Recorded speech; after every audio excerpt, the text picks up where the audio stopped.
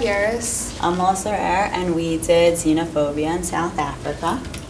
So xenophobia comes from the Greek word xenos, meaning strangers, and phobos, meaning fears. So it's an intense or irrational dislike of fear of people from other countries.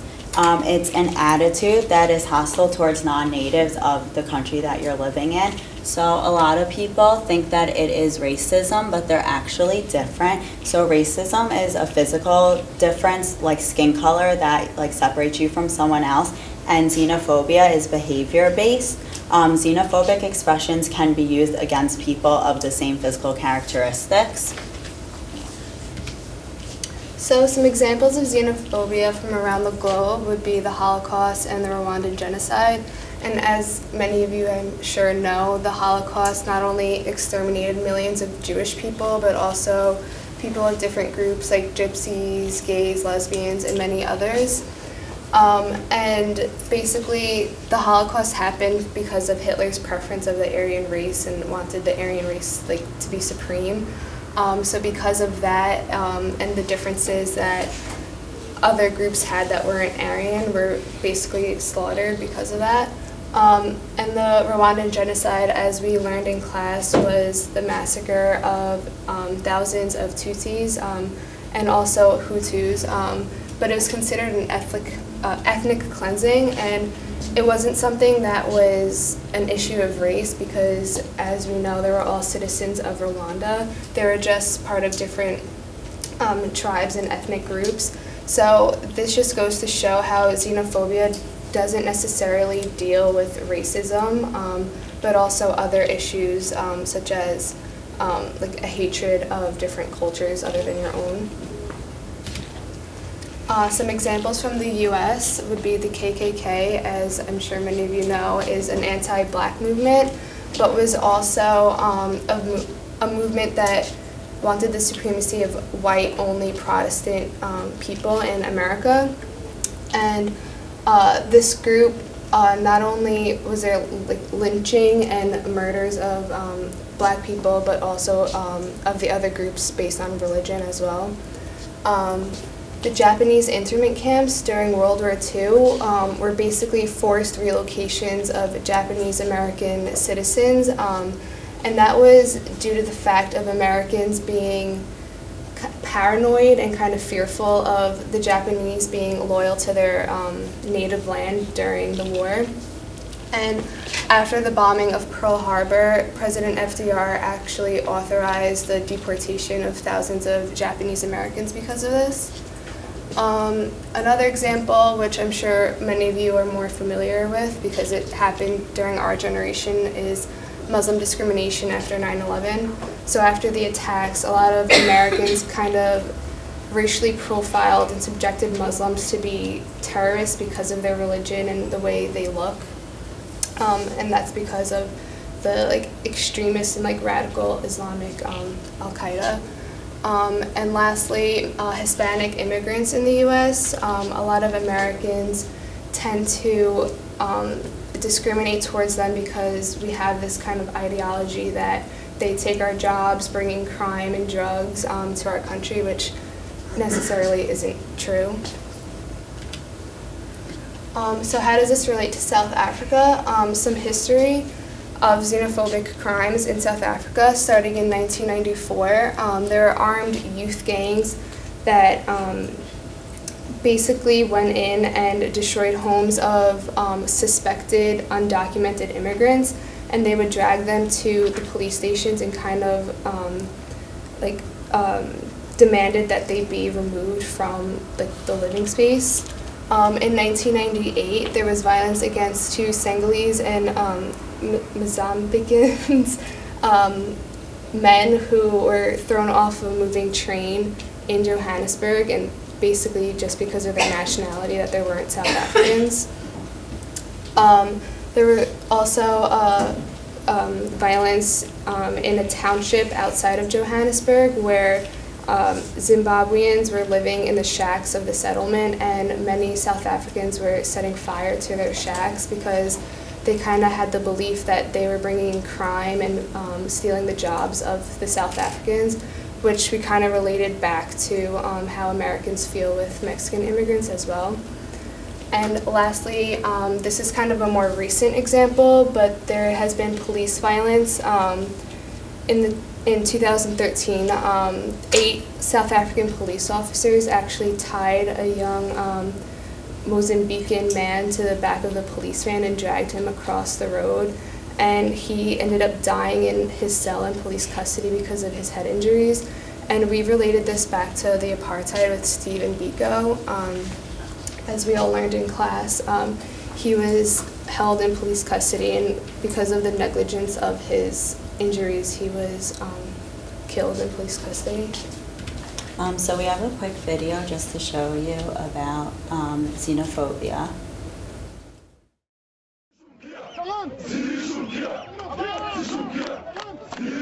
Prepped for battle, these Zulu men make fierce enemies.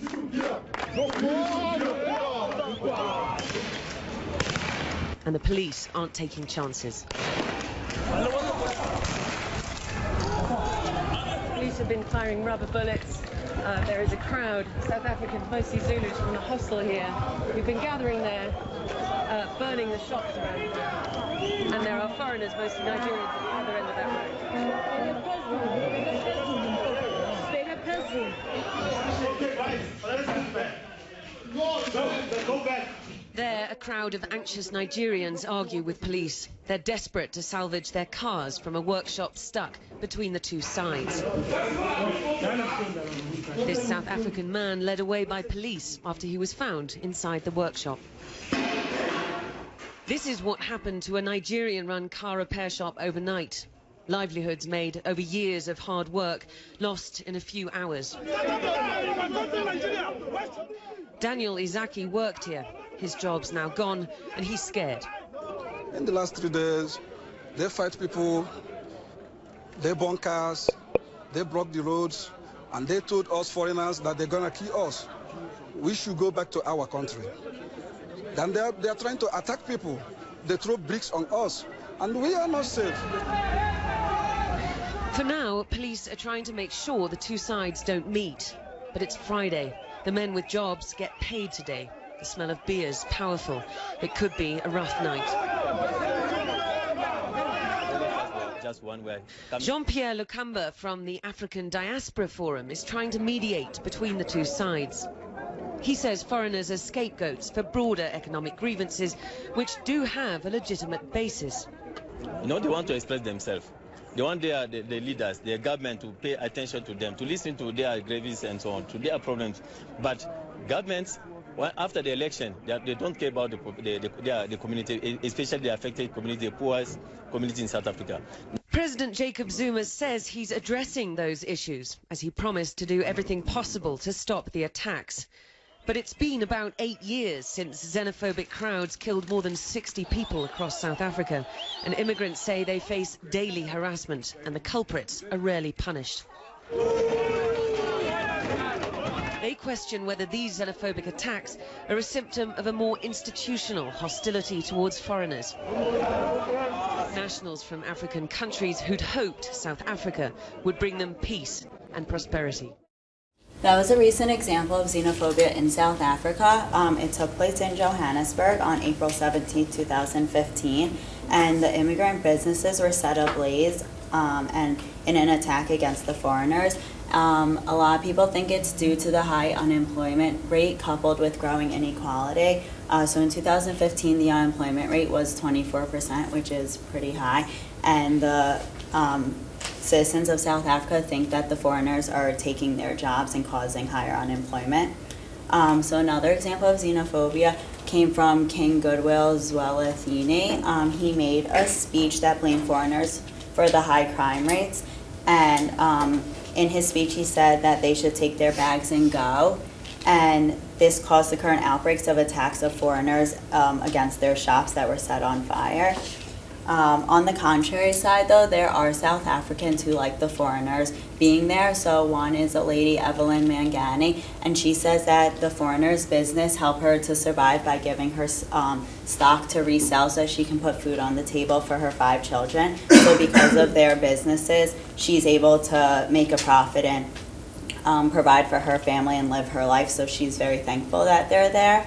The President Jacob Zuma says that as long as the foreigners are in the country legally and contributing to the economy, that they're welcome to live in the country as long as they continue to help and provide skill.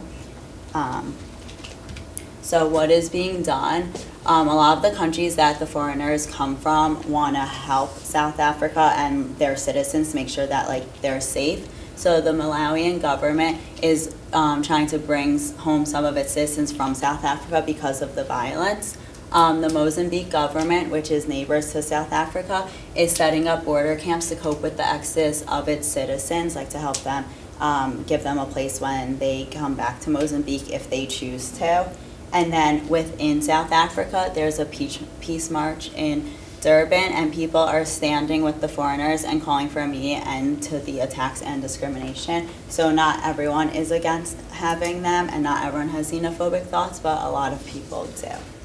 And that's it.